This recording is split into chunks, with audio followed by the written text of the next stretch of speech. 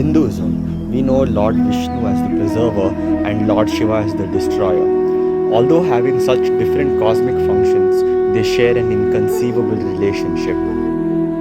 Shiva is among the most widely worshipped deities in India, with names such as Mahadeva, the great god, and Nataraja, the king of dancers. He is venerated in ancient holy cities like Banaras, where Shivites, as his worshippers are called, devote their lives to, viewing him as the supreme lord. The Vaishnavas, however, have a different stance.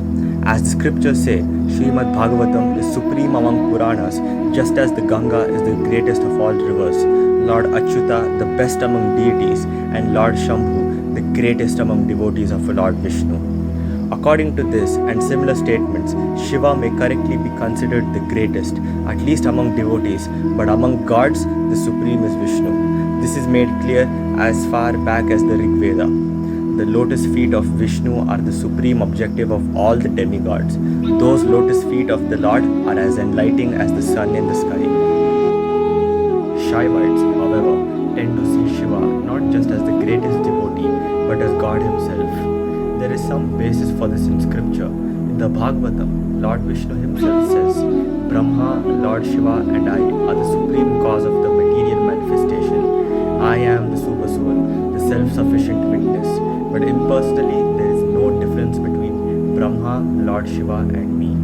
In other words, all three divinities are one because they are all avatars or descents of the Supreme for the creation, maintenance and annihilation of the material world. In this context, they are known as Gunavataras and they preside over the modes of passion, embodied by Brahma, the creator, goodness, embodied by Vishnu, the maintainer, and ignorance, embodied by Shiva, the destroyer.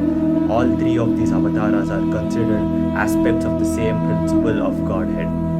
But a close study of scripture shows that while there is reason to see Shiva as non-different from Vishnu, there is also reason to distinguish strongly between them. According to Bhagavad Gita, which is accepted by nearly all classes of transcendentalists in India, including Vaishnavas and Shaivites, Vishnu is the ultimate Godhead, to whom even Shiva must bow down. This is not a matter of opinion or sectarian prejudice. Krishna himself identifies as the source of all material and spiritual worlds, and Arjuna confirms that Krishna is indeed supreme. Krishna is the god of all the gods. Shiva is superior to Brahma, who is an empowered soul, but Shiva is not quite on the same level as Vishnu. It is therefore said that Shiva is a unique living being who merits his own category, known as Shiva Tattva. To clarify Lord Shiva's position, the Brahma Samhita offers an analogy. When milk is transformed, Shiva is not a second godhead other than Vishnu. In fact, those who entertain such a discriminating sentiment commit a great offense to the Supreme Lord. Positions of Shiva and Brahma are eternal, but only in the context of the endurance of the material creation. Lord Shiva is the Lord of Tamoguna and material nature, but not of the spiritual world. It is Lord Vishnu who is being described as the supreme being and controller of both the spiritual and material energies.